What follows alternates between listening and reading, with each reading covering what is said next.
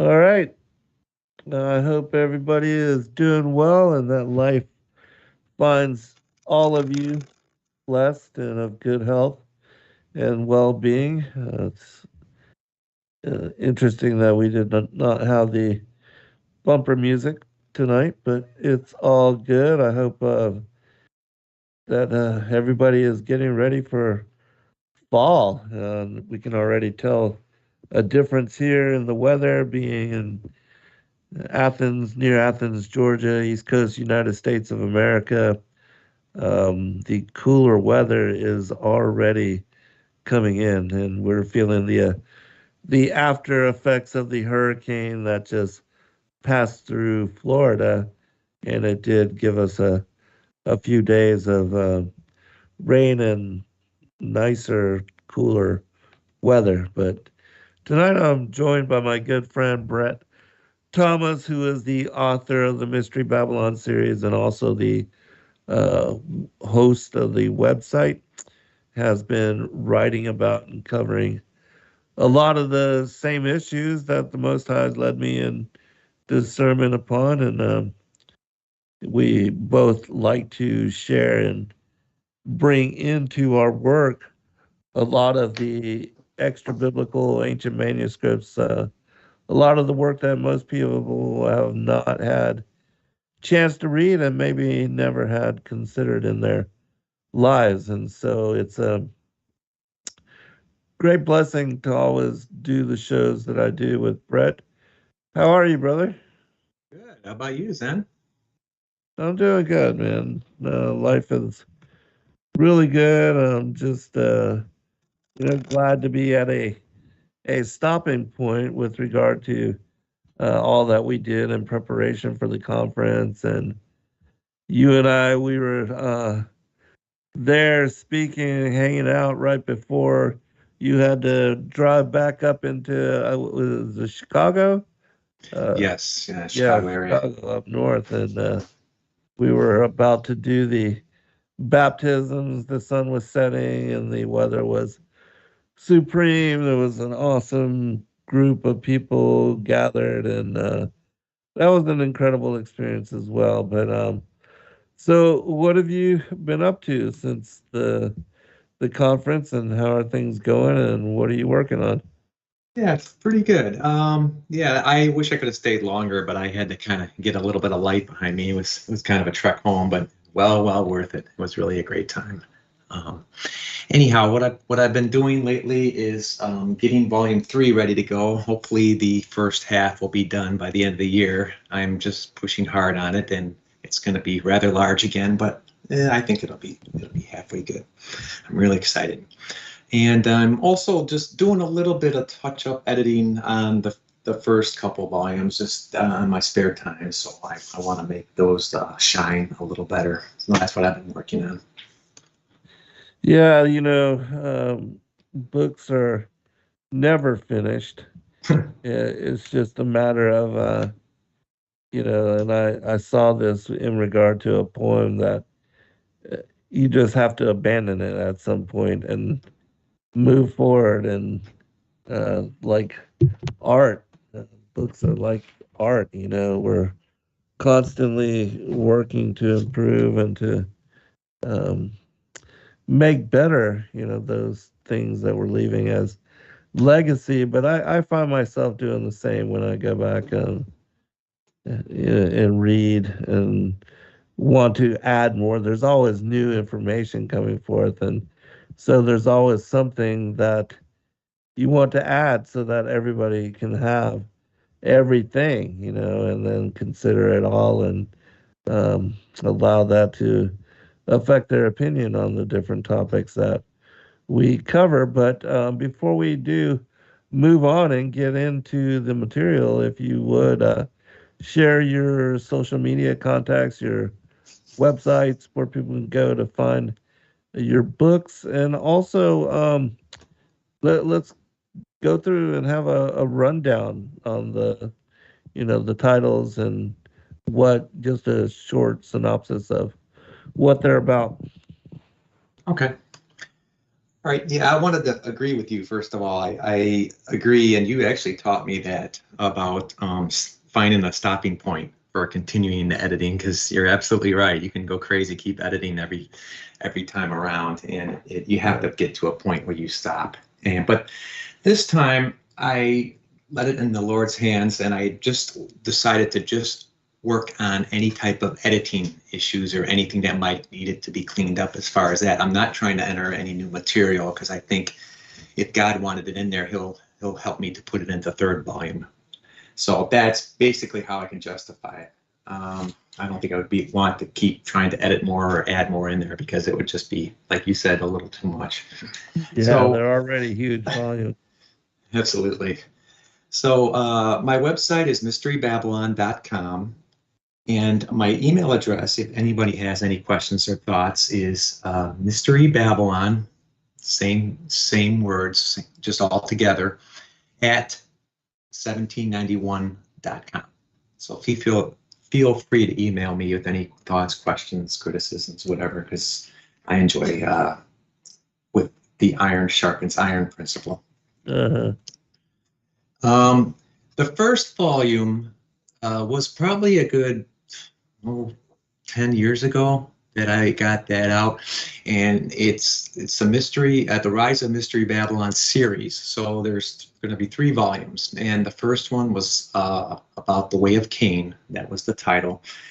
And it's more of a look at, the first 2 are both parallels of the times of Noah to today. So it involved a lot of research into the Bible and extra biblical texts like you and I both enjoy. So I wanted to find out a lot of the whole stories, the possible stories, what things could really mean in the early chapters of Genesis. So I utilized every piece of reputable material I could find and went to a lot of different sources. So the Way of Cain deals with more of a cultural parallel between the times of Noah and today. And the next volume is a little deeper, and it gets into more information I learned since, and gets into more religious and political elements of this parallel between the times of Noah and today. Because Jesus himself said, as it was in the days of Noah, so shall the coming of the Son of Man. So that's one theme of these books, is to try to figure out, are we in the end times, and do we see the signs, and is things coming about the same as they did many, many years ago? well, I certainly have seen a lot of material from a lot of different individuals now. It seems like the website and especially YouTube is flooded, and I've seen a lot of people covering, especially the book of Daniel and Revelation. And in fact, last night we had Abraham Ojeda on, and he has a very interesting outtake on the breakdown of the prophecy in the book of Daniel. Very unique. Really? Yeah, and so yeah, maybe check out that show. But um, there is a lot of people coming forth with their own interpretation of the book of Daniel and the breakdown of it. But there's a lot of connection, especially to our being the fig tree generation, and with all that that was asked of the Messiah, specifically as to regarding his return and the end of the age, and how Matthew 24 and Mark 13 and Luke 21, they all cover in the gospel narrative the responses, as far as uh, be beware that no man deceive you, and that there will be wars and rumors of wars, earthquakes, and famines, pestilences, the waves of the sea roaring, all those kind of things. And then definitely, the parallels, as in the days of Noah, and also with know ye the parable of the fig tree. So Right. Enoch spoke about, and so many others, about that distant and remote generation that would, where the spirit would be poured out on all flesh. And we saw the promise of that in Joel, and the fulfillment of it here, I believe, and so much coming to light. So tell me, kind of what you've been looking into, researching of late, and anything of interest to you, with regard to, disclosure, revelation, uh, Yeah. things that are First of happening. all, go ahead. Go ahead. First of all, I wanted to say I agree with you totally, and I mean it was said in Revelation that at the end times there would be a lot of people coming back to the faith. So I think that basically the signs are out there and people are seeing the signs, and that's why there is. It's not such a revival that it might have been 100 years ago, but it's a revival maybe through social media and, like you said, through people's old interpretations and thoughts and research. Pretty interesting. Yeah, it Um, is interesting. Go ahead. Go ahead.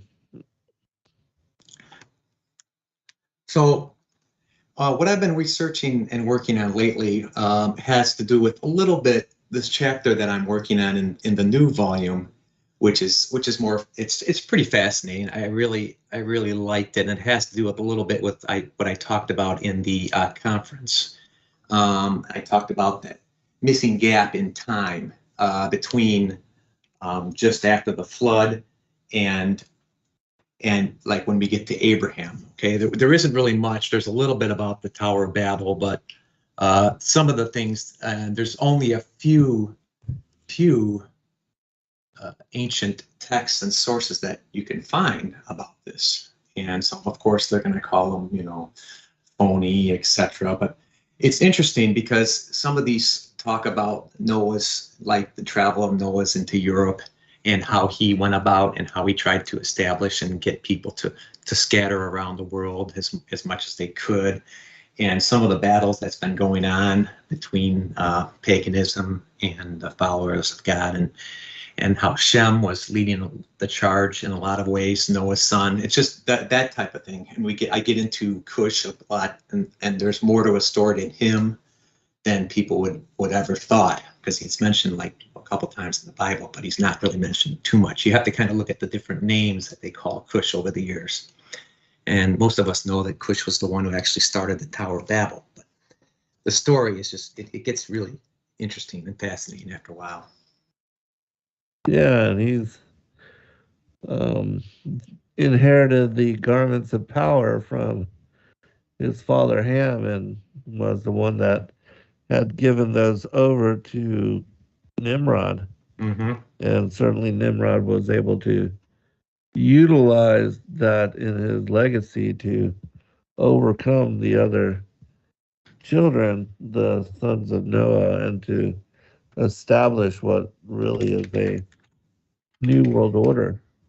Yeah, that's the Yeah, parallel from then till now. yeah, You get the yeah. Tower of Babel, everybody coming And we together. see, in how the Most High responded to that, that he's not very favorable to people that want to take over and dominate the whole world and to unite everybody in one power structure, one economic, political, religious institution, a one world order, the new world order. And so he came down. The word of the Lord is said to have come down and split the tongues, divided the tribes, and separated the people, and caused them to have Babel and confusion, so Mm-hmm. that they could not be unified in purpose, and to have somebody leading them in that manner, and to have that kind of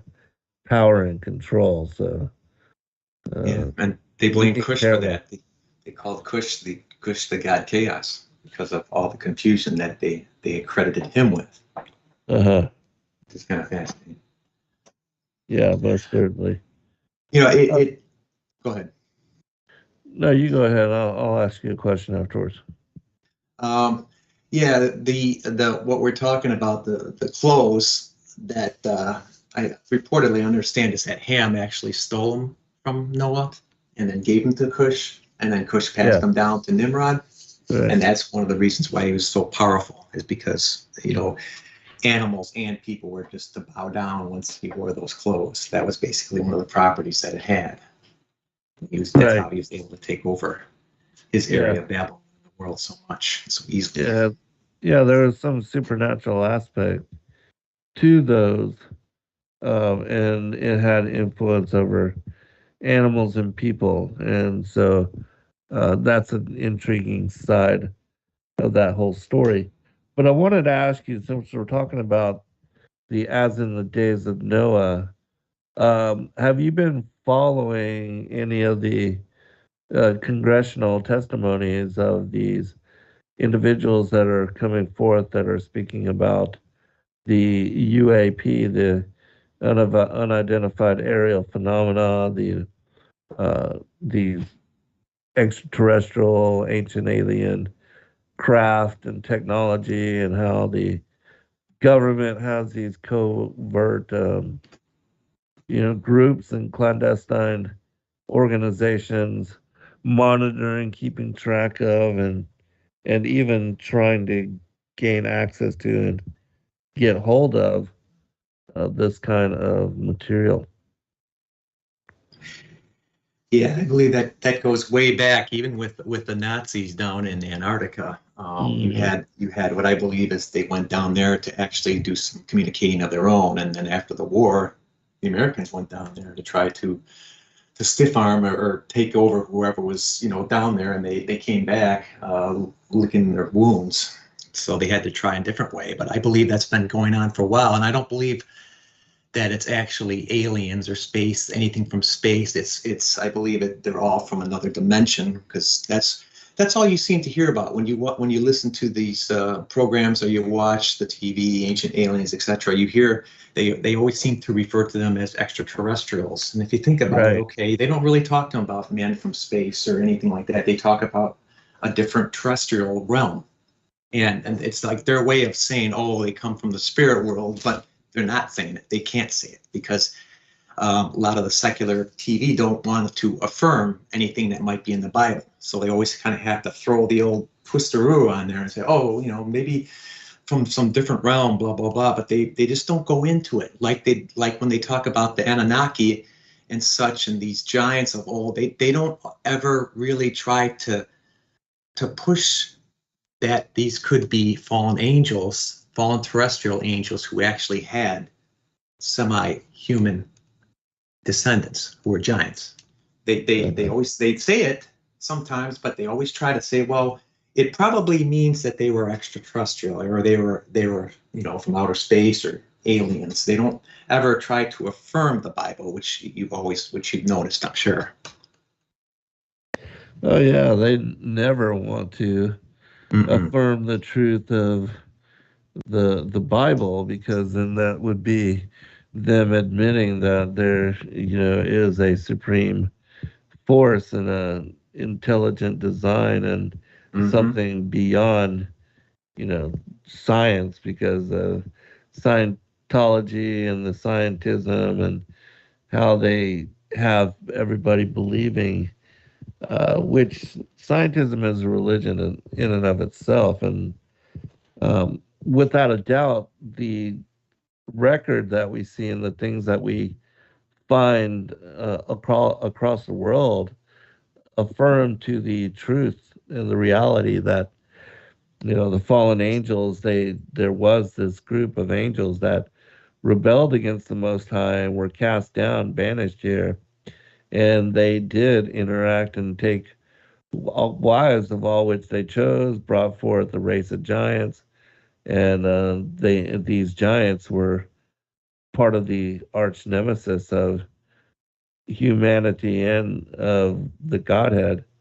And it's been this war between the bloodlines for very long, and they don't want people to believe or know anything about the giants. All that is hidden and covered up. They want to support evolution, and also they want people to believe that the aliens seeded us, which again, I'm like you, I don't uh, buy into that they're from other galaxies or star systems or anything of that nature. I know them to be demonic entities, legion. They've been banished here to Yeah. the earth, and they have been here present on the earth for a very much longer time, even than our existence in this modern era. But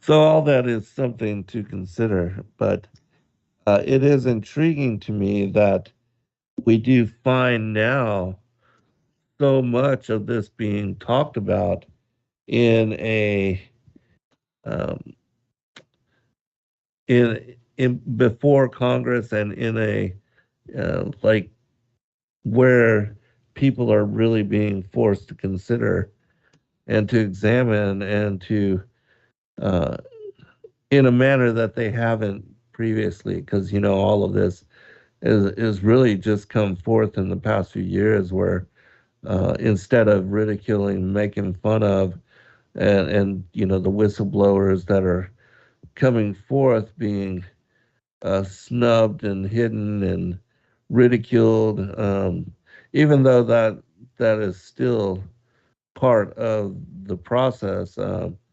There's more credibility to these accounts and to the accounts that are being shared, and the military, especially a lot of these people, that pilots, really highly accredited, well trained officers, and even high level, as far as the leaders of certain, as far as military forces Hey, and Tip. clandestine groups, that we're not even supposed to be knowing about. But Hmm. so this is an interesting time, and I think it shows to us that we have gotten we've come a long ways in regard to what the Bible says, with the days of Noah, and the end times, and all of that. That it's another one of those signs and indicators to people that all the things that have been released and shared and brought forth in the Word, that people really need to revisit and reconsider a lot of that.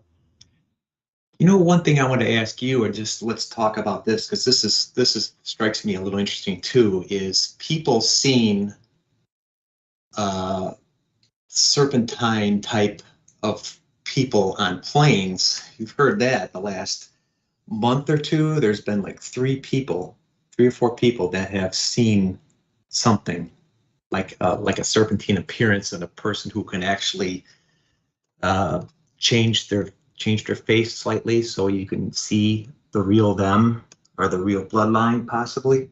Have you heard those? The woman No, that was on the plane no, about a week ago, and no, there I was a have not. you haven't? That's very Oh, intriguing. You say that there's three, you know. there was one a lady who basically was just frantic, and she's on YouTube still, but of course they're making fun of her. But she's just saying that person back there is not human, and the plane is just not gonna it's gonna crash or something. She just kind of went crazy and she left. That was one, and then there was a boxer from England, probably about a month or two ago, and he basically freaked out the same way.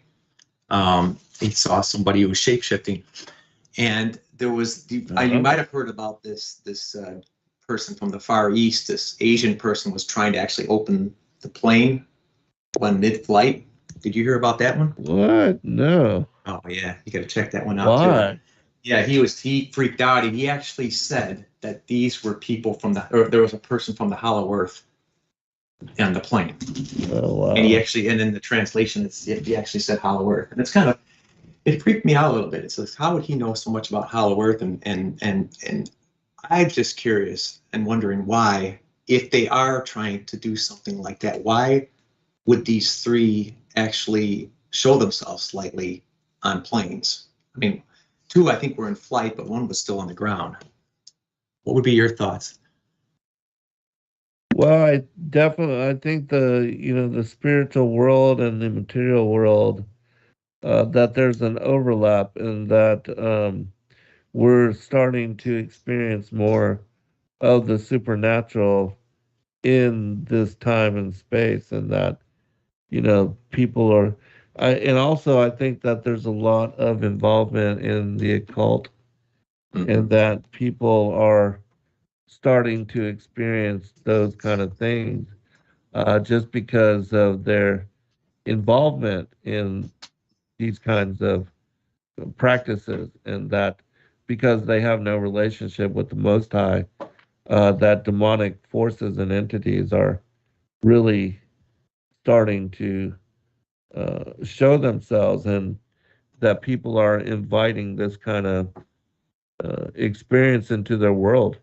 Like so many kids are getting together and they think it's fun to go Ouija out board. and play with Ouija boards and things like that. Yeah, Yeah. yeah. I Ants was, think I, summer all winter. Hold on, brother. We'll be I'm right sure back. all winter long ants say, this won't last long. We'll soon be out here.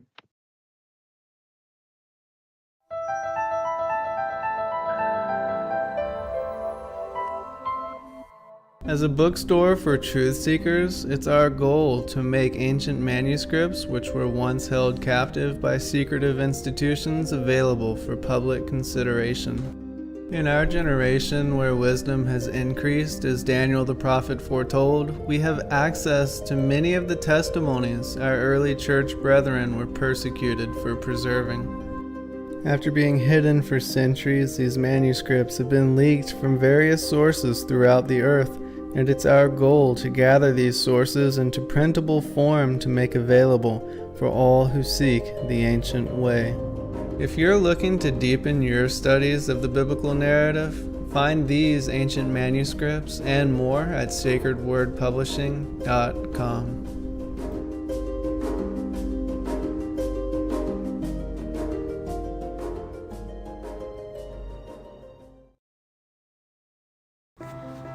When Justin and I found out we were having a little girl, we named her Eliana and started dreaming of what life would be like with her, where we would take her, what we would teach her, and of course, what we would read to her. One day we walked around a bookstore looking for books we might want for her and found nothing. So we started brainstorming what exactly we would want. Even from a young age, we wanted her to know and understand the heart of God and hidden truths that are in ancient biblical manuscripts like the Book of Enoch, and the idea of the Prophecy for Children series was born. Justin got hard to work, and praise Yah released the Prophecy for Children series.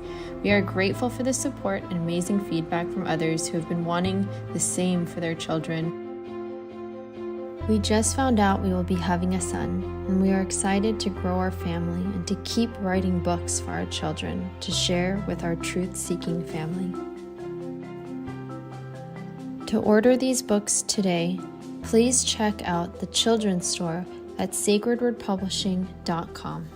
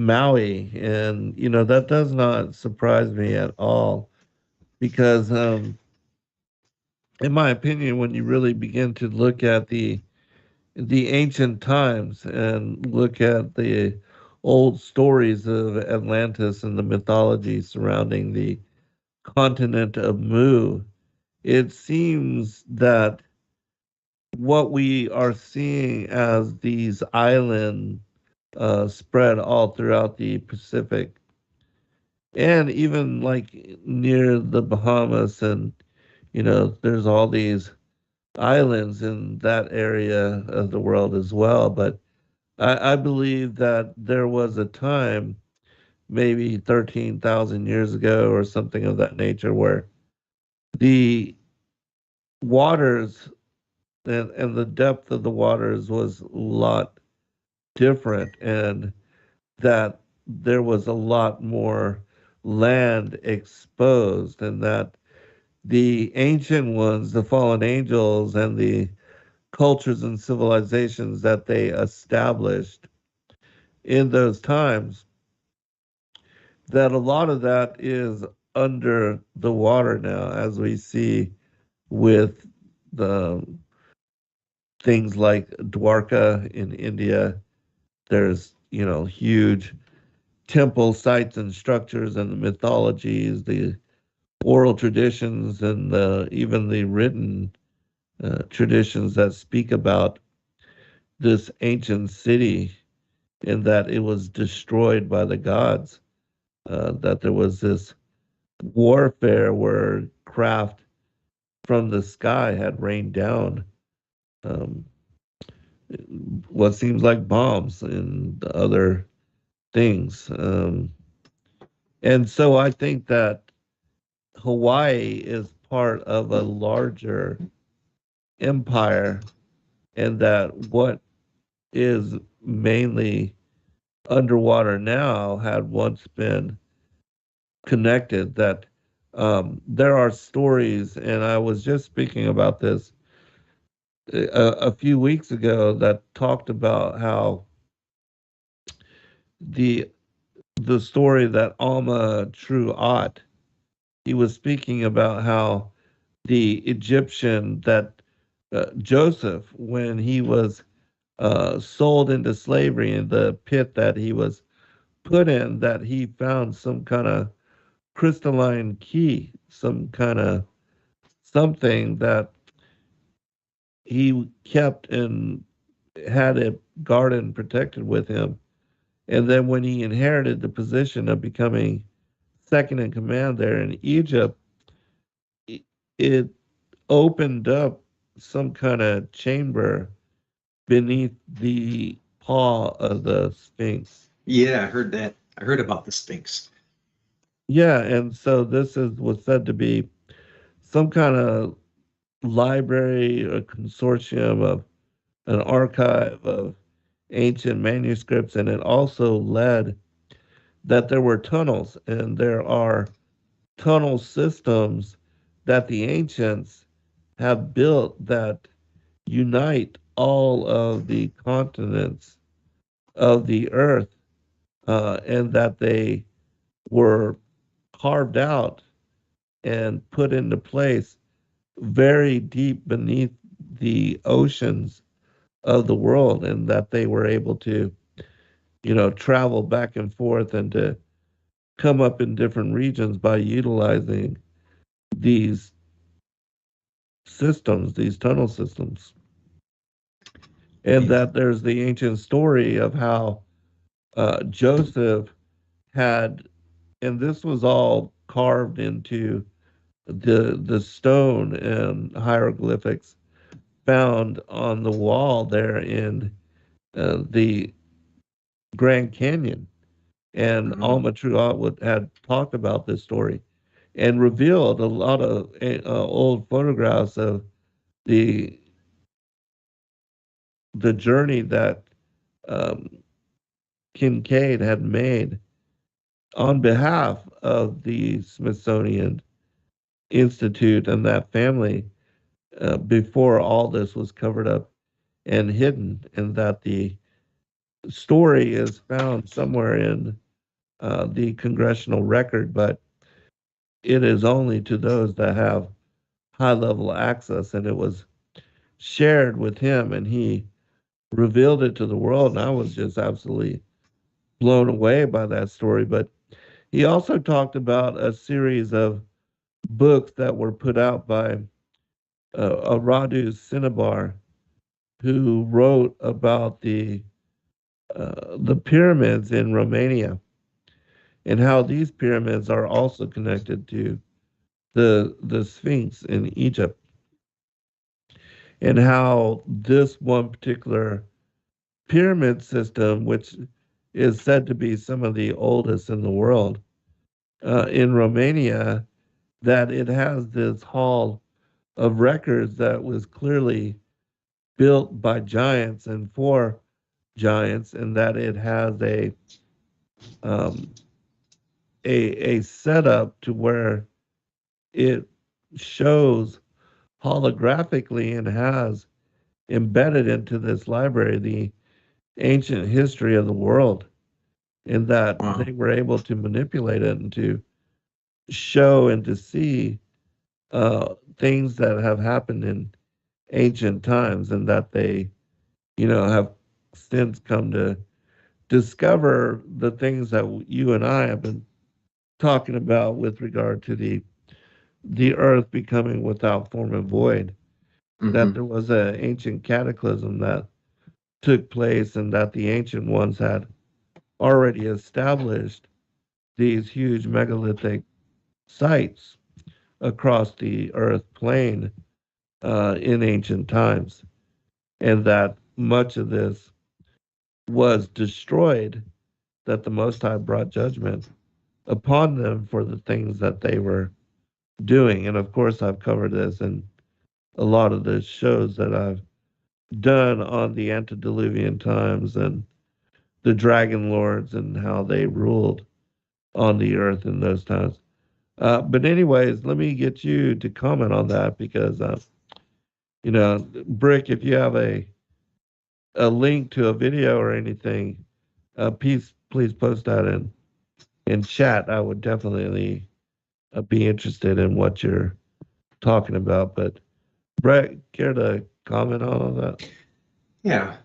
One of my thoughts that I'm working on in the new volume, I have just a personal theory that I've been working on is that after the flood, quite possibly that these tunnel systems were in fact home of a lot of these fallen terrestrial angels before Right. the Nephilim, which were actually considered, they say about 50 of them.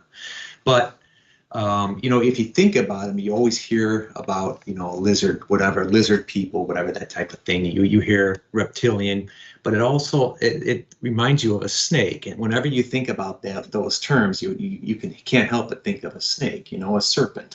Right. And that's exactly what people. these terrestrial angels were considered. They were serpentine angels before. They were good angels supposedly before their fall. But as they kept falling lower and lower, their appearance got more and more grotesque. And I think that's part of where they were sent, is to be slightly underground, not yet to the darkness and to Sheol, but just slightly underground in these tunnels. That's why you hear a lot of stories about, even in South America and etc., people finding tunnels under churches, Catholic churches that were built over pagan sites, and they actually were able to look in beneath the church and find an old tunnel, and they would say, "Oh, I actually met something that was human-like almost, but underneath them." So I think, to add a little bit to what you were saying, that could be some kind of, like you said, tunnel system, but it could be for these fallen beings to either be able to live there as punishment, or God might have given them an ability to just contact with the wrong people in order to keep his prediction about what's going to happen at the end of the world alive. Yeah, I also just recently shared the testimony of Credo Mutwa, who was a South African Sangoma medicine man, and how this oral tradition that has been passed down to his bloodline and his elders, and his grandfather was also a medicine man, and he inherited this position. They kept it, in within certain lineages. But anyways, he told the story of how um, when the fallen angels went to war against the Most High, that being cast down, they were turned into and made, serpentine, seraphic.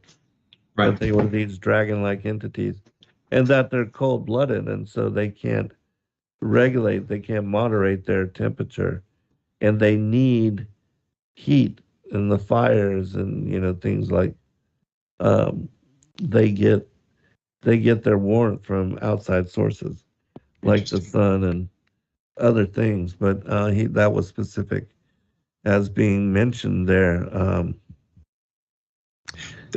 There is that the testament of Amram.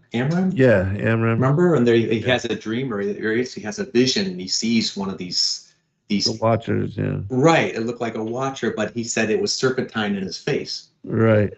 Right, and he had a cloak on, and etc. And he was tall too. He was exceedingly scary looking. Right. I mean, you have all, and that was found with the Dead Sea Scrolls. So I mean, something's got to be credible in that report. Yeah, that's a very interesting story. And for those that don't know what we're talking about, I'll pull it up for the next break. The Testament of Amram, who Amram was the father of Moshe and Miriam and Aaron, and his wife was Jochebed, who gave birth to Moshe, and he was the elder and the leader of the Israelites during prior to the Exodus. But anyways, yeah, even the Emerald Tablets of Thoth, they also speak about these serpentine, and the ancient Hindu, the Vedic, the Srimad Bhagavatam speaks about the Naga people, and so the Nagas. Yeah, they. And even Daniel. One thing that you say. Go ahead. What were you saying? No, you go ahead. One thing that you said, which it's just fascinating, that I just kind of pieced together right now, because in this new volume that I'm working on, actually, to let the cat out of the bag here, I believe that Noah actually let Cush take over the reins of Armenia when he went on his little tour there to help.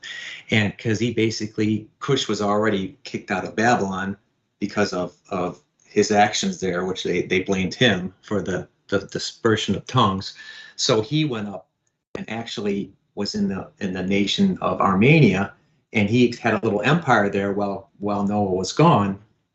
And you say about the Emerald Tablets of Thoth, what I found basically is that Thoth might be another name for Cush in the Egyptian tongue, which is kind of fascinating because he probably spread out a lot of this knowledge to these people in these nations like Egypt. And when you talked about the Vedas, that said his empire when he was in Armenia actually spread out to the west a little and to the east towards India.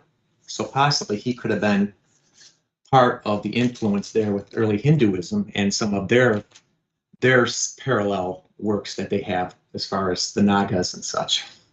It's very interesting, trying to piece it all together.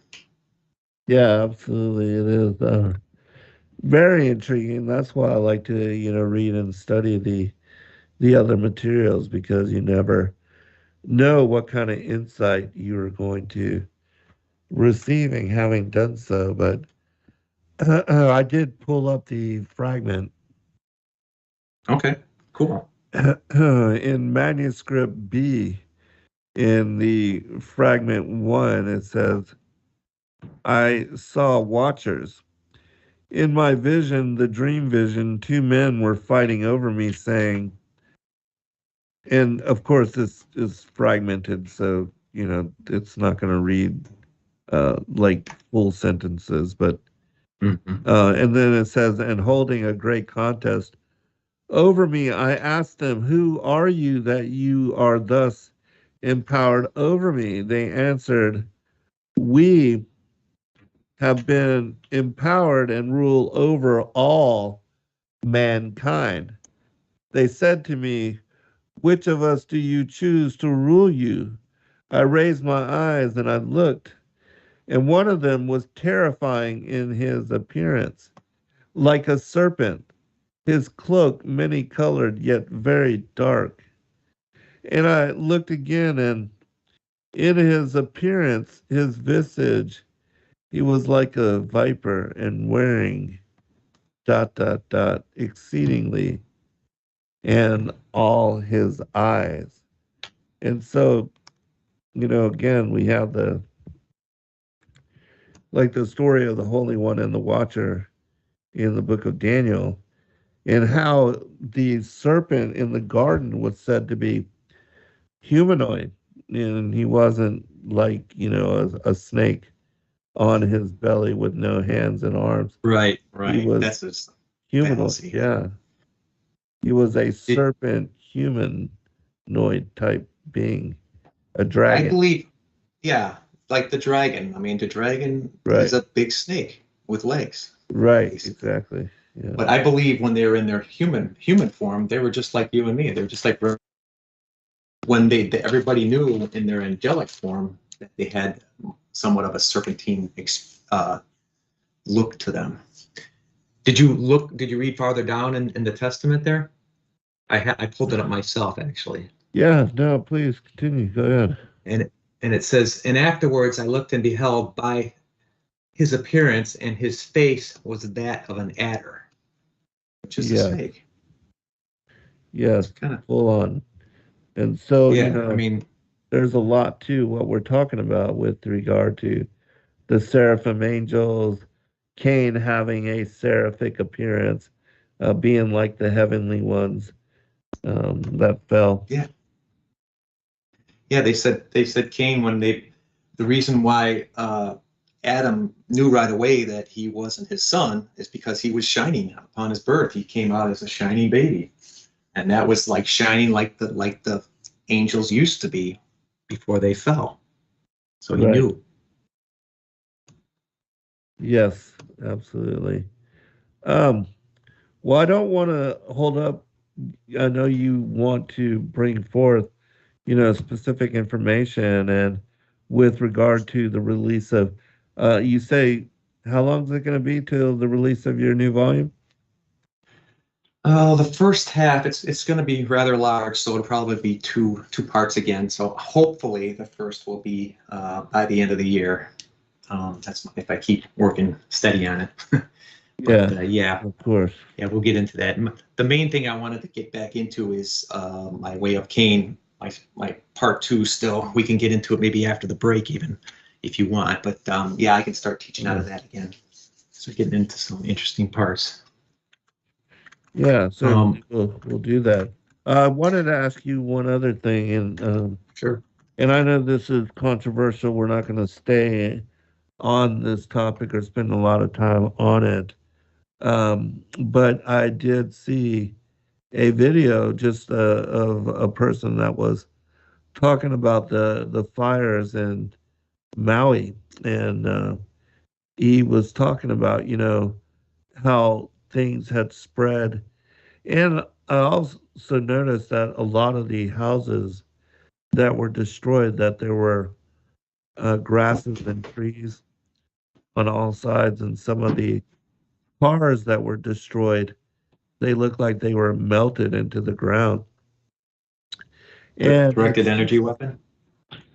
That seems to be what is being insinuated. Now, of course, I haven't looked into it with any great detail, but Kathy Wood spoke about this with 9/11, and certainly, the wildfires in California, the destruction of paradise, there was said to be some of this kind of thing going on. So, just something to keep in mind with regard to, what is happening and has happened in Maui. And certainly I've been and have and will continue to pray for those people, but there always seems to be more to the story than what is brought out in the mainstream, and certainly after things occur and the dust has settled, so to speak, more and more things come to light. And unfortunately, it seems like there's always, Oz behind the mask. There's some kind of hand. The New World Order has some kind of hand in the scenario of agendas that are being pushed. But yeah, if you want to comment, and then we'll move forward. We are almost. I think, I heard, I don't know if it was the Vietnam War, but I heard it was something out of the Vietnam War where a quote came out from a leader in the American Army who said, well, in order to make things better, we're going to have to destroy things. So we destroy everything. And that quote kind of set with me a little bit, because it's kind of like what I believe that the New World Order, what they're doing is just, it's crazy, because they're pushing so much climate change and all these things. But I believe that a lot of these things are done to facilitate something new, maybe a new smart city in that area. But look at all the smoke and the damage and the fire and the death, of course, that all this is bringing, just like these California wildfires. They do things weird in the name of climate change, but look at all these fires that are starting, and they're almost destroying the world to try to make it something better that they want. It's just amazing to me. It's just order out of chaos. Yes, yeah. There you go. And that's exactly what's going on with our societies and our cities and stuff. They believe that, okay, well, if they can get things going where they could erupt chaos in the cities, then they have to send something like a military. You guys can't handle it yourself. Let's try it our way. Right. There you go. Order out of chaos. Yeah. And that's always the Hegelian dialectic that they are the masters of with regard to problem, reaction, solution, that they always, get the answer that they want to see achieved, and then they create the plot line, the storyline, and push the agenda for making it unfold in similarity, and all the world's a stage, the whole way it's like they create the problem, and then they say, oh, look at us, we will help you solve the problem. Yes. And then they lead the as far as the will of the people towards bringing forth and asking for exactly that thing which they have been working to bring us towards in agenda anyway. So yeah, and it's because they work in covert like that, and the darkness is so immense and the slaughter of innocents so great that the Most High, unless the days be shortened, there should be no flesh left. And so he has to come to save us from what is coming, because otherwise, the whole world would just be destroyed. The order out of chaos. I mean, it's insane. They do it. They do it because they think they're going to make a better world. And, and it's just, they think they're going to make a better world for them. And everybody's going to be crammed into cities and smart cities and in these little dinky living areas. Right. And they're going to have nice, lavish places out in the country. I mean, that's their goal. And they have achieved control, because they want to put a chip into everybody, tie us to the net, connect us to where a society that is controlled, where everything is recorded. They can listen into your phone, your laptop, watch us from the TVs. They know everything that's going on, and it's like the Minority Report, the precogs, and all of that. I mean, that's the kind of world that is being established. 1984, Orwell, all of that. There's a great quote, and of course I don't have it right before me, but in that book, it is all about where we are, because they are tracking, tracing, recording everything, and nobody had any idea. And then Edward Snowden, he brought forth the truth and shared all of this information, and as a whistleblower, it destroyed his life. Yeah, I'm just I glad know. that they've not been able to torture him or imprison him, or at least he still has his freedom. And thank God he Yeah. did that for us, because otherwise the world would still be in darkness about what is really going on behind Yeah. the What do scenes. people do? They demonize them. You know, Yeah, what is the exactly. leaders? Yeah, Yeah. but Uh, we're at 30 seconds till break, so okay, I'll start this, but I believe that that whole monitoring that we're talking about nowadays is another parallel from the times of old. So the all-seeing eye of Horus, and I could talk about that after the break. yeah, it sounds good. That'll be a perfect topic to pick up on, because the currency, the money, it all Oh yeah, expresses the same. All right, we'll you be don't. right back, everyone. Okay.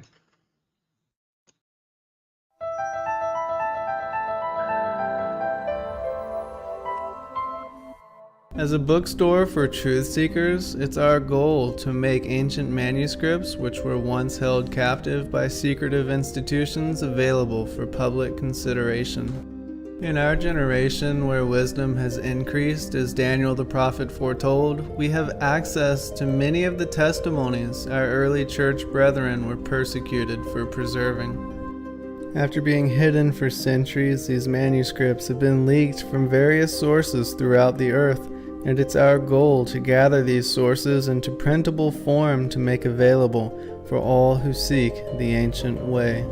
If you're looking to deepen your studies of the biblical narrative, find these ancient manuscripts and more at sacredwordpublishing.com.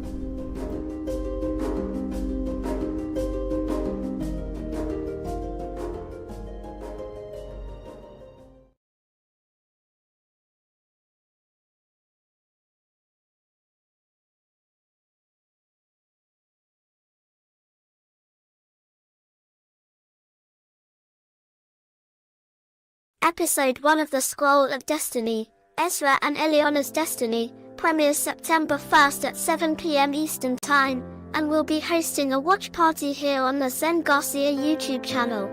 Join Zen, Justin, Joy, and everyone else on the Sacred Word Publishing Discord server for a chance to win one of 3 gift cards worth up to $100. Join Ezra and Eliana on their journey to continue their family's legacy, spreading faith and love in a world filled with darkness. Don't miss out on this captivating tale of resilience, faith, and the power of hope. The Scroll of Eternity, Ezra and Eliana's Destiny.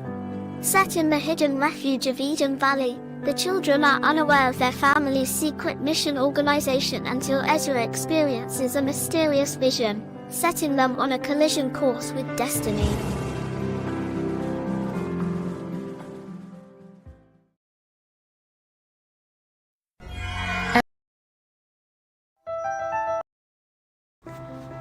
When Justin and I found out we were having a little girl, we named her Eliana and started dreaming of what life would be like with her, where we would take her, what we would teach her, and of course, what we would read to her.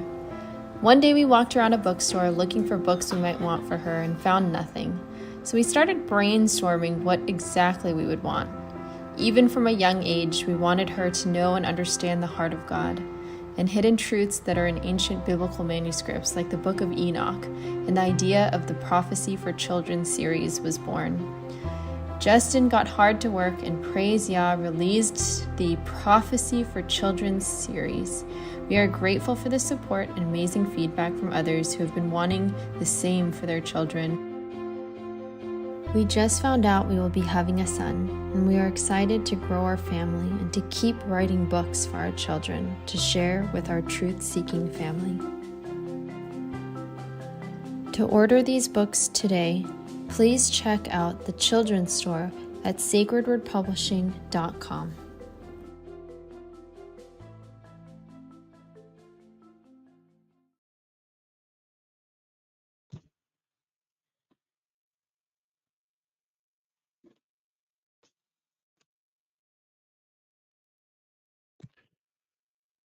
All right.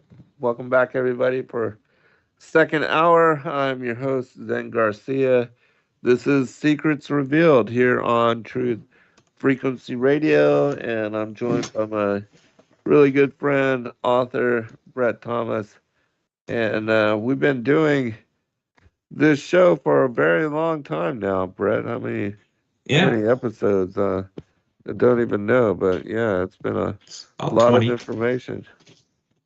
Oh yeah, it's a good talk too. You And said I'm 20? only in halfway through the second or the first volume, so we got quite a bit to talk about still. Yeah, well, I'm going to turn it over to you. Let's get into it. No, I'm just saying in the future we do, not Yeah, right now. yeah. But yeah, Okay, well, it's always a go good ahead. show, too. Oh yeah, definitely. But like we got enough material for a while. Right? What I wanted to say is I believe in coming and looking at my this third volume here. I believe that the all the surveillance state is actually another parallel of the times of old, and I believe that you've heard of the all-seeing eye of Horus, Yes. sure, and that basically is on the back of our dollar bills. That eye, and Horus comes from ancient Egyptian. That's a sun god basically, and it's a son of a deity, and you could call it Nimrod too. A lot of these are just titles; they're not necessarily one specific person's name. A lot of these are like titles, like Saturn, Jupiter. They're titles. Saturn, you have more of a father type of god, and you have Jupiter's, you have more of a son type of god. That's why they differentiate them, because sometimes if these patriarchs follow in their father's footsteps, it might become a little clouded unless you identify them as. It's almost like saying one's a senior and one's a junior, you know. And then you have the third, which is like the Hercules types, and I guess I've read there was like 43 different Hercules in ancient mythology. So it's another, but it's just like saying that these are like, yeah, it's like saying that these are like the third. It's like, you know, John the third, you know, down the line. So basically Horus is more of a son. Okay, you have like a son of someone, a famous son.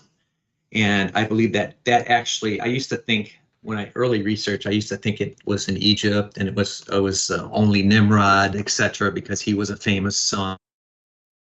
A lot of this actually, they believe that they're reincarnated deities of the original three: Adam, Eve, and Cain. So you have Adam as the original father god, you have Eve as the original mother god, or mother of all creation, or mother nature, and then you have the pagan son, of course, which is Cain, and the originator of paganism. So back before the flood, you had the all-seeing eye of Cain, which is the all-seeing eye of Horus. And I believe that they started using the same type of, either it was just the manipulation where they would tell on somebody and they would watch people, because Cain would love to gather all these people in the cities and they'd work together. And I believe there was more of a supernatural element to it as well, where they would use, you know, remote viewing, etc. They would start to use some of these techniques of the occult and divination to actually spy on people. And I believe that got really strong. And of course, you have the giants, which were, you know, half angelic themselves. They probably have some kind of supernatural abilities to them beyond. So I believe this whole time before the flood was like a great surveillance state as well. One way or another, people were telling on each other just like they did in East Germany. What's your thoughts on that, Zen? Oh, yeah, absolutely. And you know, the whole thing with Horus and the New World Order, just like we said with the Orwellian, the tyrannical state, and the way that communism and Nazi, the socialism, all that was set up, it was for the benefit of the state, and they were in control of monitoring, watching everything, and they wanted everybody to tattletale on their neighbors, you know, to be intrusive, to keep eye on what others were doing. They wanted people to report no matter what they saw, what they heard. They wanted everybody to be paranoid, you know, and they wanted to control, and they wanted the power, the authority to just kick down your door, come in and take you away, and not have to give explanation. You know, they, even with what we see with the Patriot Act and extraordinary rendition, you know, they can take you to some black site somewhere where your family doesn't know where you are, what happened to you. You can be just disappeared, you can be tortured, and you can have that kind of testimony uh, brought out of you and used against you in this kind of tyrannical system, in this kind of military tribunal court system, where there's no habeas corpus rights, there's no um, protections against unusual and cruel and unusual punishment. And so, um, yeah, that's what they want. And, you know, ever since the Patriot Act, which of course that was all written before 9/11 even occurred, for those that look into and examine what had happened, FEMA was in New York on September 10th. They were already set out, and they were already given, you know, what they were going to say in response to the reporters and to controlling the dialogue of the mainstream news. Um, so there's a lot that people don't know and don't understand You know what I about heard also, Zen? I heard that that. FEMA was out there on the islands in Hawaii just before this all happened too. I don't know if Really? that's true or not. Wow. I heard that. I heard that today, actually. Well, that doesn't How surprise me, interesting. you know. And I also had heard that the individual that was in Las Vegas during the shootings that happened when you know, Jason Aldean was there on stage, and all that madness that happened there in Vegas. He's the same emergency worker that was there that is now in Hawaii for this whole situation. And so, and it reminds me also that, you know, Rudy Giuliani, of course, he was a September criminal. He covered up and took away all the evidence of what happened there with the trade centers and all the buildings that collapsed and, you know, Building left the 7? seconds Yeah. flat. But anyways, he was also in London on 7/7 when all of those bombings occurred with the train station and stuff like that. So when you have, you know, there's no coincidences.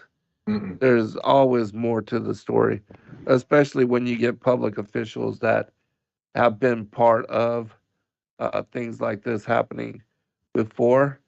They're put into place to control the narrative and to, you know, bring forth an outcome. And so that's what people don't understand, the order out of chaos that we're talking about. Yeah, their order. Yeah, it's, Yeah. you know, one of the things I followed and I was always interested in is 9/11 was it's just funny how, like you said, it just happened and all of a sudden here comes the Patriot Act, and then all of a sudden we have all these restrictions and people giving up their liberties, and it's just funny how just because of that all of a sudden we have so much more of the eye, all-seeing eye of Horus on it, you know. Right. It's fascinating. Yeah, there's no coincidences. It's the story is always a lot deeper than what people know and what they Did you understand. Yeah, and did you know that DB Cooper story is another one I was fascinated with, and you've heard about that, with right, with he jumps out of the plane. Yeah, yeah. I mean, that was another time that security was just bumped up a huge amount right after that occurrence. And it's funny that they never caught the guy, and I watched a lot of specials on him, and they think he might have been CIA or something. And it's just funny how again we have this some guy jumps out of a plane, never see him again, and all of a sudden now here comes security being beefed up again. Right. Yeah, the same thing happened after, the Oklahoma City bombings. Then after 9/11, the Homeland Security was created as a department. All the agencies were put into and working together. Um, and, so there was all the unified, and even local sheriffs and police departments, they were now put under a federal umbrella. They were part of just part of the tyranny of the New World Order now, and have been brought into that whole envelope. So, yeah, we are living in a time where you're no longer innocent until proven guilty. You're guilty until proven innocent. Yeah, that's I think that's the way they did it in parts of Europe, or they still might do it. I guess that's why we're such in a hurry to adopt a Western European model, is because that is a lot of the ways that they, I've heard, do things.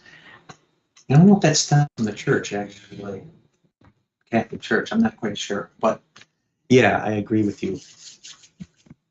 It's quite the opposite of guilty, innocent before proven guilty. Right. Well, let's Another thing that's been fast. Go ahead. Get into your book or whatever you wanted to cover. I know we're already quickly running out of time. It's fun. I'm enjoying it. Yeah. One more interesting thing I wanted to stay out really quick is we talked about the parallels, and I wanted to say this earlier, but the parallels between then and now. Daniel has a very interesting verse, and they talk about the Antichrist, and I think it was mistranslated, but it's for everybody to decide here. But they say basically this Antichrist was worshiping a god that nobody knew anymore, or nobody knew of back then, and it was the god of forces, and that's what it was translated as. Which I basically took a look at the Strong's and checked out what the other possible meanings of forces was, because god of forces or that just, for me, don't really make any sense. But if you look deeper, you actually can find out when we talked about what forces could actually and also mean. It could also mean safety, and that struck home to me. It's just fascinating, because if you think about it, what has taken off so much is this safety first attitude of fighting. Everything has to be safety and safety. there's nothing wrong. Safety. Also, sometimes. I was just gonna say, there's the scripture that talks about then there's peace and then comes sudden destruction. Yeah, that's 2 Thessalonians. It says that they were looking for peace and safety. Exactly those words. Then sudden destruction comes upon them. Right. So for me, that's another sign of that we're getting close to something, because every time you turn around, when you watch a car commercial, they talk about, first thing they talk about a truck or something that they're selling, they talk about how safe it is. They don't talk about the motor or anything like that. When I was younger, that's, okay, it has this kind of motor, 6-cylinder, whatever. No, it's just safety. That's everything. And now people have to have their own safe spaces they have to go to. It's like, what is that? And in my opinion, it's just to try to get people scared, so they will search for something that's safe, or they will demand something that's safe, and anything else is either offending them or making them unsafe. So that's why they can actually put constraints on people.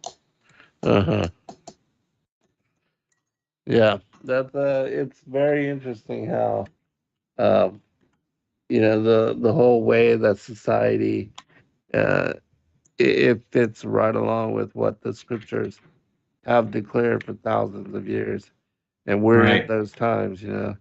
Right. Even Ben Franklin, he talked about that, how people would demand safety and give up their freedoms, for that. Oh yeah, he does quote on that. Yeah, it's very good. Okay, I think we were talking, we were talking about just before the times of the flood, and we were talking where Noah was getting ready to build the ark. That was our last time together, and we were getting into Nema, No. his wife. Yeah, and you and I, we agree on most things, but I believe that one thing I was mentioning before in this whole flood thing is that there could have been more than just 8 people on board the ark. And the reason I say that is because when the Bible talks about the 8, a lot of times it says it in the terms of souls or 8 or the 8th. It doesn't exactly always say people. Sometimes it talks about 8 souls. And I believe that going back to the prophecy of Genesis 3:15, we talk where God says to the serpent, you will only bite his heel, but he will come back and crush your head. These 2 descendant lines, I believe that 8 people, only 8 were present aboard the ark. That's why there could have been a lot more people aboard the ark rather than 8.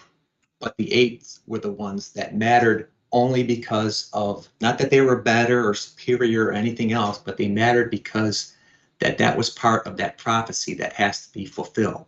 So that's why, again, when I lead to in this book, and it's just 2 years of research and finding things and trying to piece it all together, is that I believe that when we talk about the 8 people that went aboard the ark, I believe there was a certain 8 that were able to sire more descendants to eventually get to marry and get to that point where we've reached the Savior.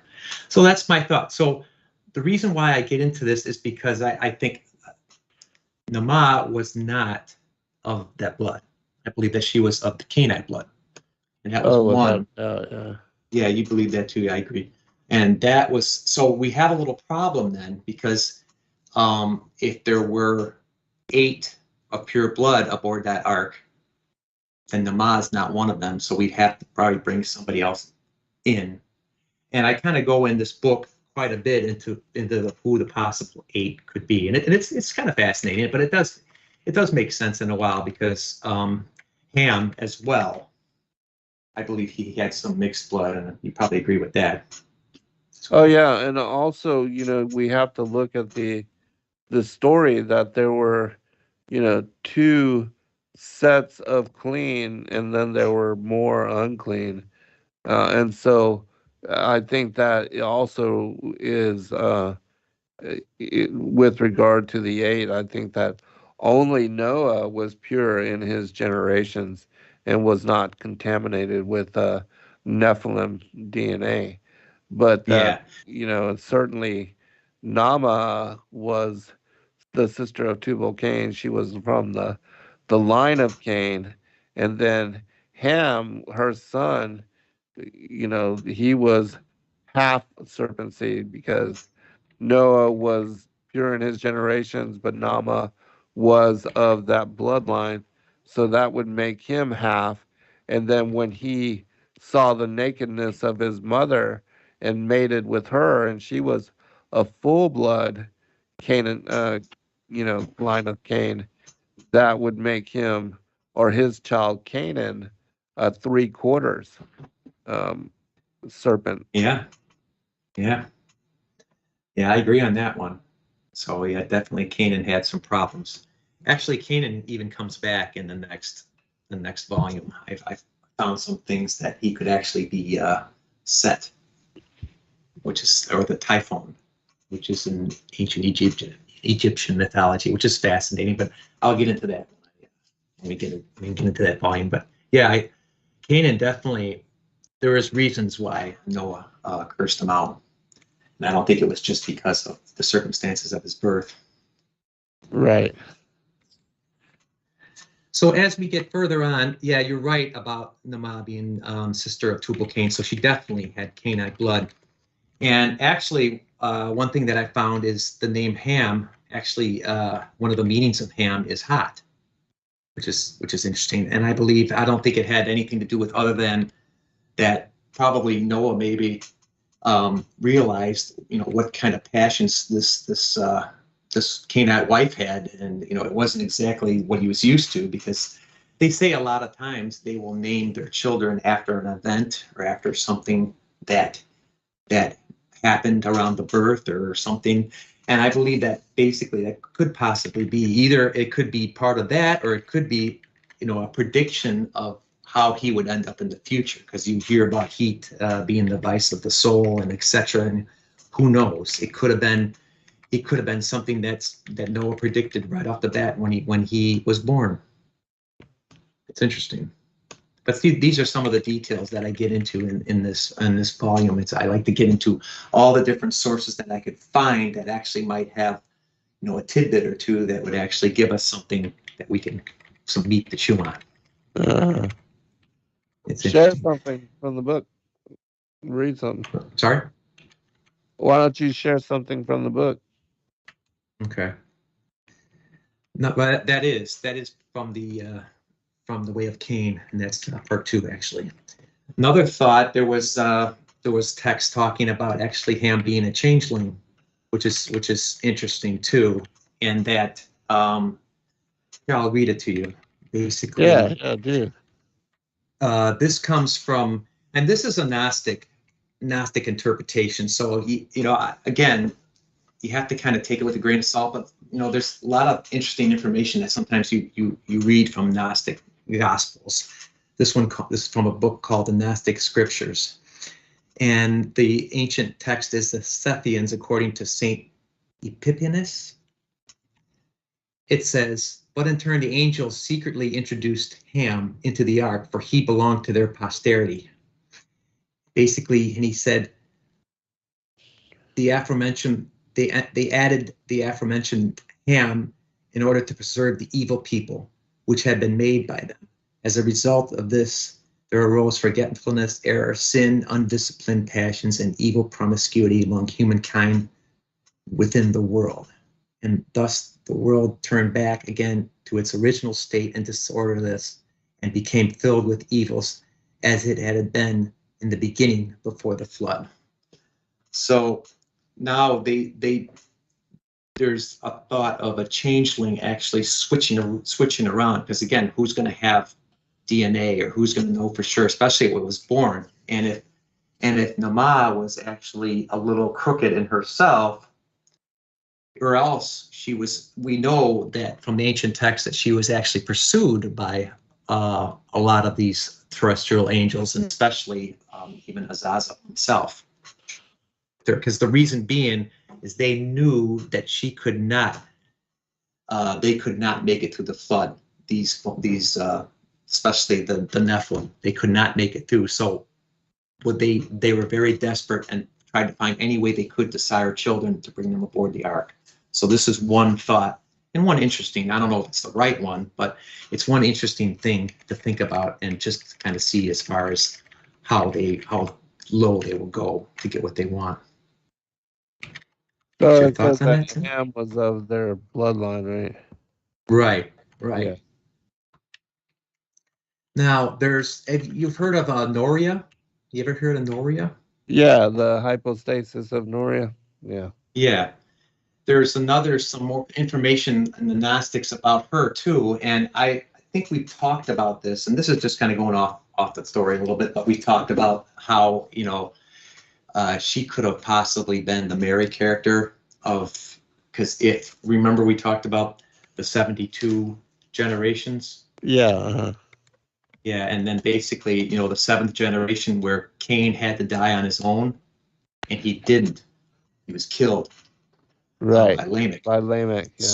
So it's interesting that there was a curse that he uttered in the Bible, right. And he said, now we'll be cursed for another 72 generations or something like that. So basically now there's one reason why they had to wait about 2,000 years, because that had to be fulfilled. And if that's the case, and again, that's what my push, it's just another interesting tidbit to read if you like that kind of stuff. I really get off and I really enjoy learning all these little tidbits about, things that you may not never heard of before, because some of them aren't correct, probably, sure, maybe, or else they add interesting elements that you could possibly find the right answer. Does that make sense? Yeah. So that's some of the other things that I get in that Noria was actually supposed to be on the ark, but now that Cain was dead, Noria was not going to be on the ark. God dictated and said, no, you will take another wife. You will take Ma. Okay? And because actually, we can't have this because we have to have 72 more generations to be fulfilled. Because when God makes a prophecy or a prediction, it has to come true. So this is something that he said from the beginning. So that's why there needed to be a flood now, and people had to go aboard the ark. So Noria got really upset about this because all of a sudden she was supposed to be something special, but now she's nothing, and now she's not even going to be aboard the ark. So these Gnostic Gospels and these Gnostic texts say that she actually tried to burn the ark and started on fire, and because she was so mad at Noah. So it's interesting, some of these texts that we Do you have that story? I'd be interested in It's hearing. called, let's see here. It's called the Sethians according to Saint Epiphanius. Again, Don't mistake movement for achievement. Hold on, Boy, we're it's at easy to break. get faked out All by right, being we'll be right busy. back. Episode 1 of the Scroll of Destiny, Ezra and Eliana's Destiny, premieres September 1st at 7 p.m. Eastern Time, and we'll be hosting a watch party here on the Zen Garcia YouTube channel. Join Zen, Justin, Joy, and everyone else on the Sacred Word Publishing Discord server for a chance to win one of 3 gift cards worth up to $100. Join Ezra and Eliana on their journey to continue their family's legacy, spreading faith and love in a world filled with darkness. Don't miss out on this captivating tale of resilience, faith, and the power of hope. The Scroll of Eternity, Ezra and Eliana's Destiny. Set in the hidden refuge of Eden Valley, the children are unaware of their family's secret mission organization until Ezra experiences a mysterious vision, setting them on a collision course with destiny.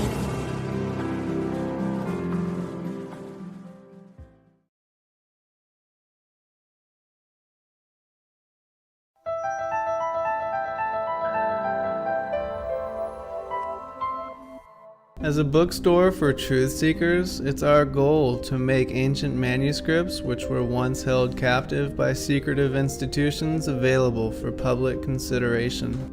In our generation, where wisdom has increased as Daniel the prophet foretold, we have access to many of the testimonies our early church brethren were persecuted for preserving. After being hidden for centuries, these manuscripts have been leaked from various sources throughout the earth, and it's our goal to gather these sources into printable form to make available for all who seek the ancient way.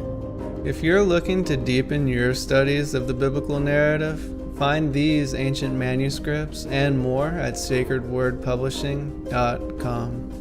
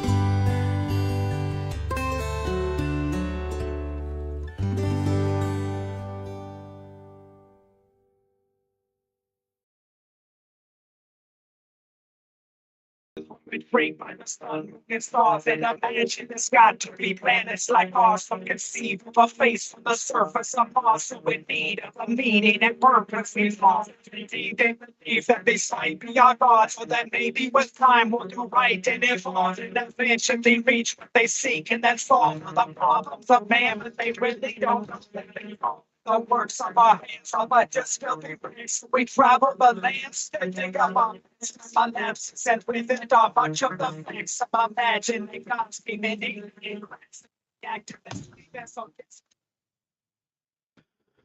All right, welcome back, everybody, for final segment. Did you find that the passage about Noria burning down the I ark? did. Yeah, if you could share that's something of Okay. interest. Here we go. When she wanted many times to be with Noah in the ark, her request was denied, since it says the ruler, in which I assume God, who created the world, wanted to destroy her in the flood along with the others. So she was not exactly happy camper. And as we go on farther, it says, and it says she laid siege to the coffer, i.e. the ark, and burned it once, again, and a third time. Hence, indeed, the construction of Noah's coffer went on for many years because it was burnt many times by her. For it says Noah put his trust in the ruler, i.e. God, whereas Noria opposed the ruler. So it's pretty fascinating. Yeah. She was not a happy camper. So wondered, I've even heard that the ark took like 100 years to actually build or something. That was one estimate. Yeah, well, the 120 years of reprieve. There you go. Yeah, so yeah, and also Noah built the ark up in the mountains, and they laughed at him, all the giants and the people that were around him. They laughed at him because there was no water near, and he said, why aren't you building the boat down there by the water? And oh yeah, he said that God told me that the water would come to him, and in fact, indeed, that's exactly what happened. And so when the waters were reaching those levels, boy, everybody was trying to get in. They were all wanting him to open the door, but he was sealed inside by the word of the Lord. So yeah, that's interesting. That was even in the Quran when they were trying to get in, and he basically, when they say that Noah just basically said, no, you guys are mean to me. Forget it. No, ain't gonna happen. Yeah, he couldn't open the door if he wanted to. It was, the word of the Lord sealed him in, and afterwards, he was the ark was open so he could disembark. So, speaking of that, I've got another couple interesting quotes I'll bring out here. You're talking about building the ark. That one quote that I mentioned there earlier was called "The Sethians According to Saint Epiphanius." So just an FYI, 26. Anyhow, going back, I have a couple of ancient sources that talked about this disruption to the ark building process, and it is interesting. This first one comes from a book called The Lost Apocrypha in the Old Testament by Montague Rhodes James. It says, and Noah was enjoined to tell no man that he was making the ark. And miraculously, his tools made no noise when he worked at it. The devil, anxious to prevent the building, went into human form to Noah's wife and asked her where her husband spent his time so secretly. She could not tell. He effectually roused her jealousy and suspicion and gave her certain grains. These, he said, if you put in Noah's drink, will force him to tell you all about it. This happened. Noah gave away the secret. And next day, when he went out to work, the first blow of his axe resounded through all the countryside. An angel came to him and rebuked him for his want of caution. It's called Mary's prayer book. Yeah, it's pretty fascinating. And then there's another one that's almost like this. But that one it's Queen Mary's prayer book, and it's from, like I said, that book, The Lost Apocrypha. A new one is from the Armenian apocryphal Adam literature. Okay, that's another ancient text we get. And it says, and while he was building the ark, the axe cried out, the hatchet cried out, the saw cried out, and the wood cried out, behold, the flood is coming, and it will destroy this world.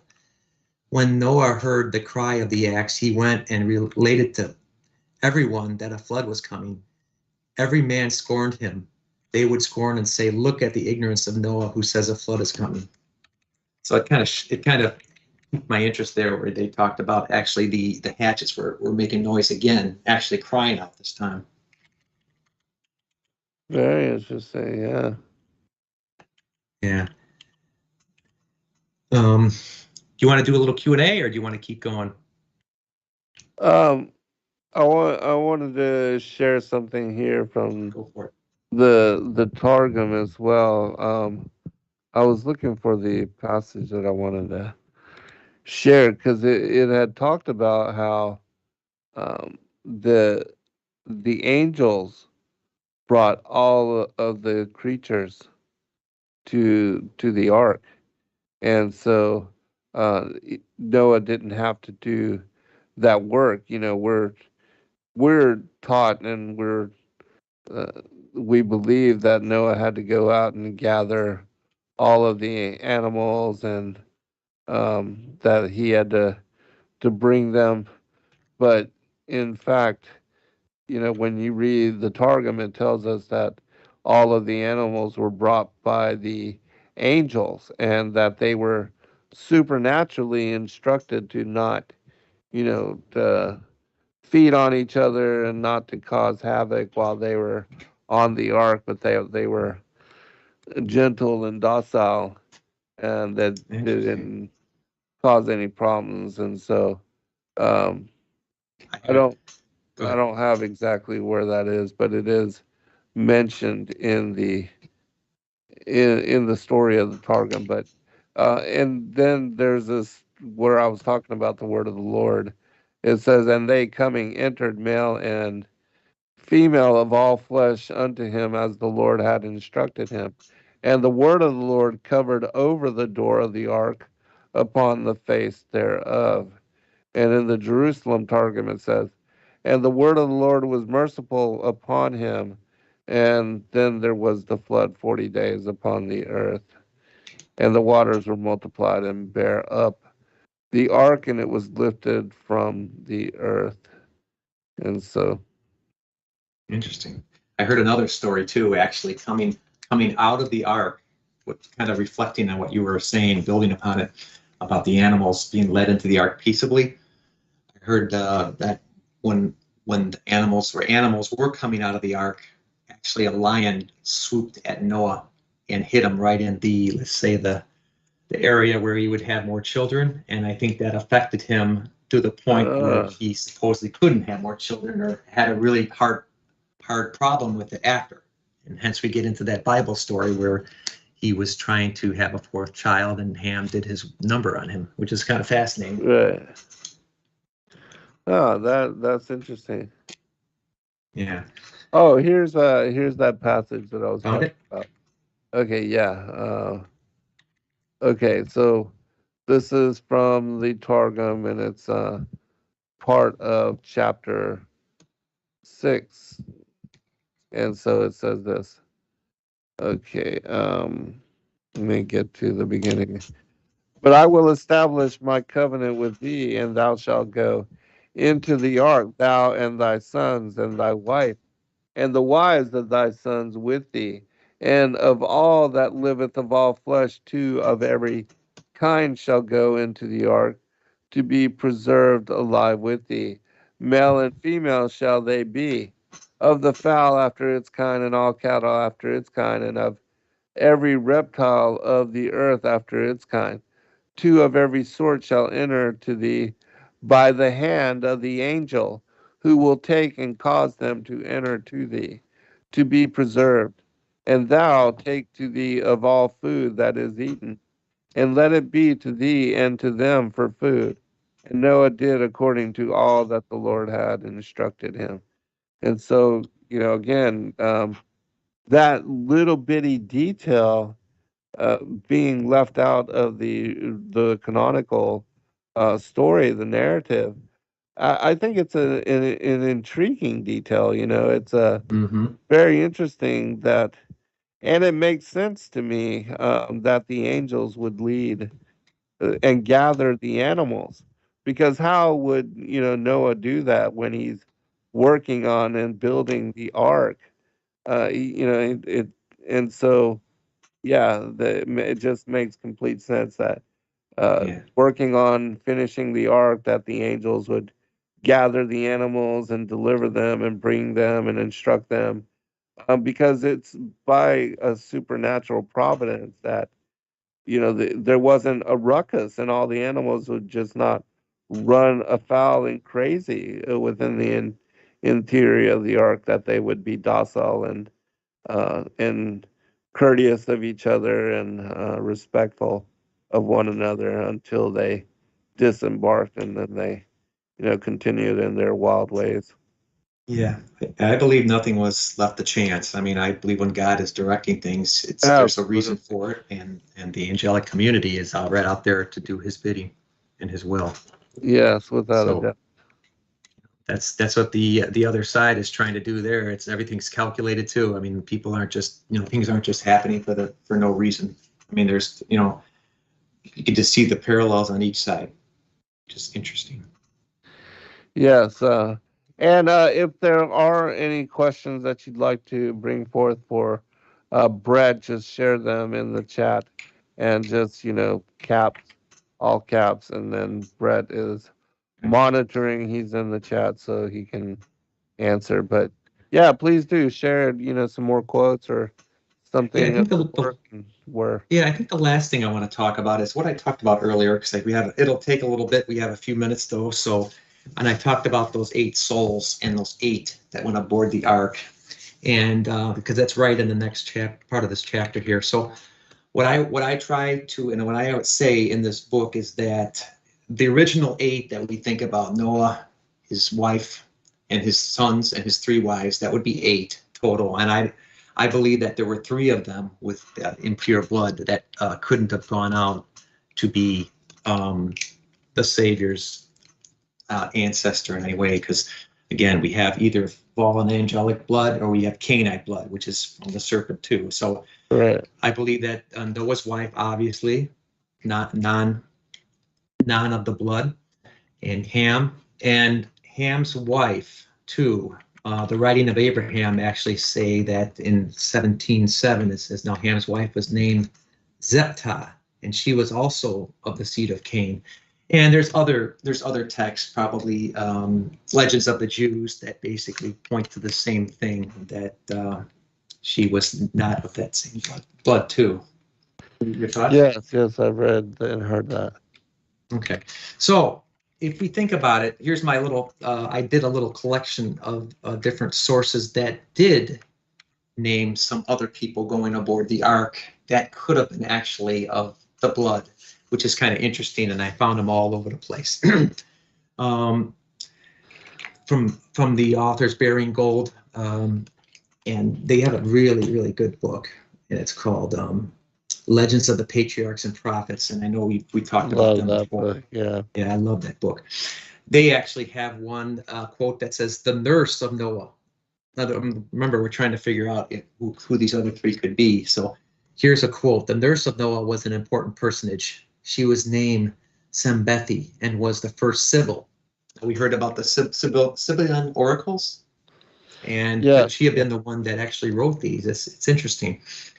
And this Sibyl was of the race of Noah. So that's interesting. Wow. So possibly Noah's nurse could have actually been one of these people. We have another one in the Genziah manuscripts for Genesis 7:7, and it said, and Noah together with his sons, his wives, and his sons' wives entered the ark. Okay, so but he says this text says his wives, not just one wife. It says more than one wife. For Noah. Yeah. So that's kind of a ticker too. Could it have been that? And here we got Berosus of the Cosmology and Deluge, and he's a Chaldean Babylonian. And yeah. Basically, he said the Babylonian Noah, immediately quitted it with his wife, his daughter, and the pilot. So there you have another couple candidates. You have his daughter, possibly, and the pilot. And we have, please forgive me if I can't say this, the Epic of Athrasis. It's another pagan manuscript, but it's their Babylonian Noah, their pagan Noah. He said he invited his people to a feast. His family was brought on board. So we got people, not just his family, but we got people coming. And the Epic of Gilgamesh, the loading of the ship. We have now we got, of course, we have a Babylonian Noah there too, or a pagan Noah, their interpretation of Noah. It says, I made to go up into the ship all my family and kinsfolk, the cattle of the field, the beasts of the field, all handicraftsmen. I made them go up into it. I put into the ship and shut my door. To the pilot of the ship, Purah Enyel, the sailor, I committed the great house, or i.e. the ark, together with the contents thereof. So again, I don't take these things all as everything is factual as far as, it's got to be the son, or it's got to be a nurse, or it has to be a wife. But it's interesting to just see some of these interpretations, because there's, like I said, there's kernels of truth and kernels of interesting thoughts in each one of them. Yeah, definitely. Now, I love, getting. I just love getting and receiving new and interesting information. That's why I like doing these shows with you and having you share and read some of this information. And like myself, I study and read from a lot of sources. And so, yeah, it's always cool to get a new perspective or insight, a new detail on a story that we thought we knew and were familiar with.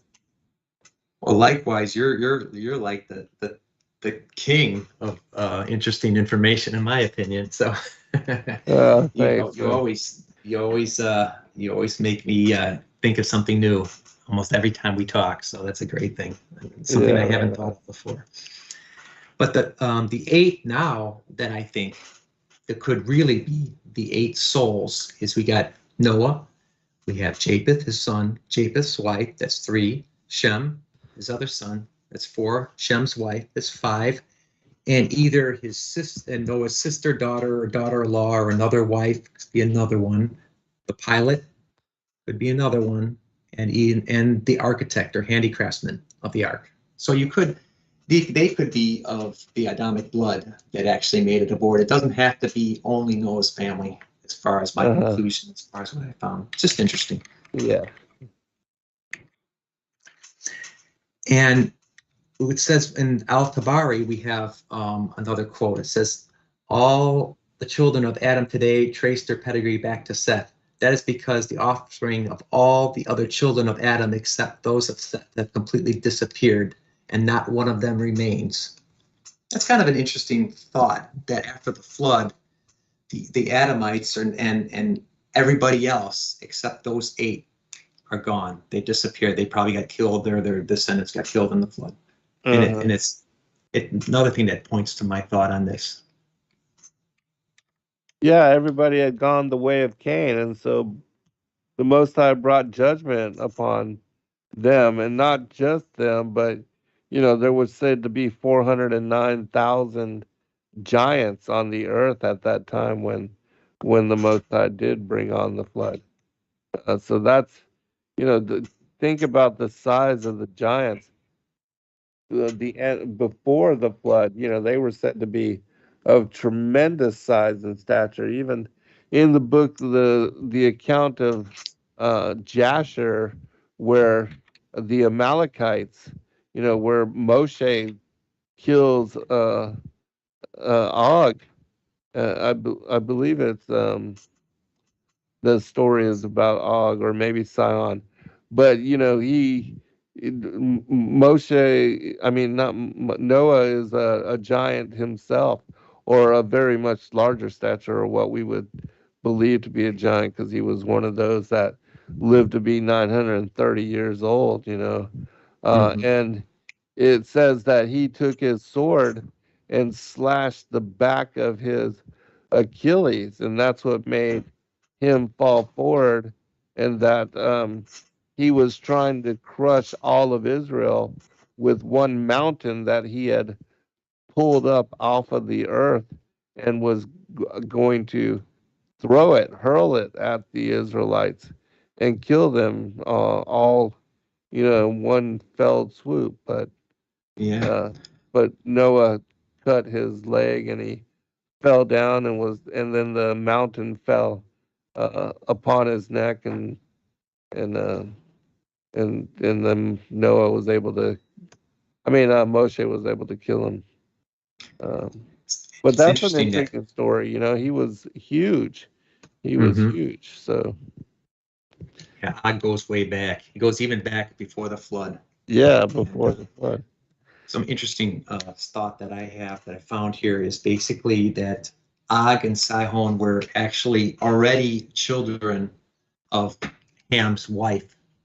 And I think they were seduced. She was already seduced by one of these Nephilim or some fallen terrestrial angel, because they wanted so badly to sire children and to bring them aboard the ark, that they actually whether raped or seduced this wife before he even had him. So she ended up having Og and Sihon, twins, because a lot of times they have twins, especially way back. That's what I heard. So and then actually Ham had to actually beg Noah to say, please let them survive, and Noah's like, I can't, but I'll let them sit upon the top of the ark and see how well they can fare. And you've heard about that, right? So the story you're talking about mentions both of them having ridden on top of the ark.